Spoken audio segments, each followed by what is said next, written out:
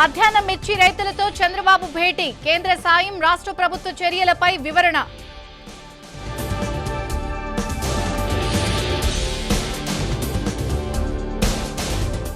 Group 2 పరీక్ష వాయిదాపై చర్చిస్తున్నాం. ఆందోళన అవసరం లేదన్న మంత్రి లోకేష్.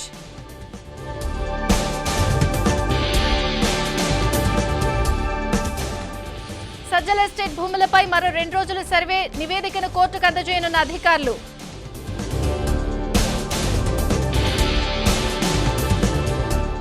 కాసేపట్లో బీసీ నేతలతో సీఎం రేవంత్ భేటీ. కులగణన, 42% రిజర్వేషన్ల అంశంపై చర్చ.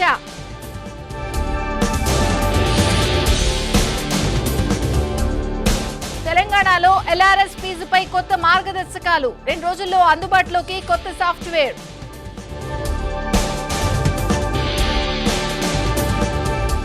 ఏపీ క్యాడర్లో రిపోర్ట్ చేయండి. 3 ఐపీఎస్లకు కేంద్ర హోంశాఖ ఆదేశం.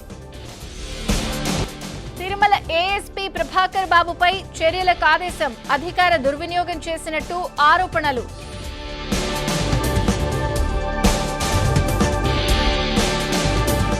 ఫాల్కన్ స్కామ్ పై ఈడీ కేసు. డబ్బును విదేశాలకు పంపినట్టు గుర్తింపు.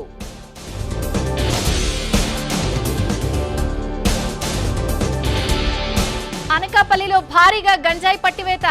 600 కిలోలు స్వాధీనం. 9 మంది అరెస్ట్. శ్రీశైలంలో వైభవంగా బ్రహ్మోత్సవాలు. ఇవాళ టీటీడీ నుంచి పట్టు వస్త్రాలు సమర్పణ.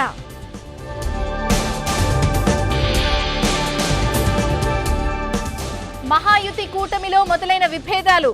ప్రభుత్వాన్ని పడగొట్టడం లెక్క కాదన్న ఏక్నాథ్ షిండే.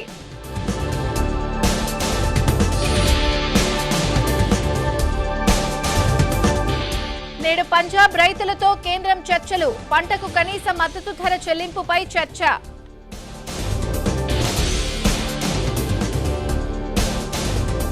4 రోజుల్లో ముగియనున్న కుంభమేళా. పుణ్య స్నానాలకు తరలివస్తున్న భక్తులు.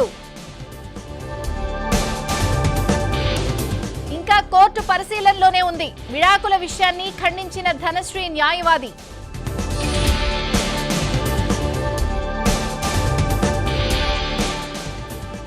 రేపు భారత్ పాక్ ఢీ. దుబాయ్లో మ్యాచ్.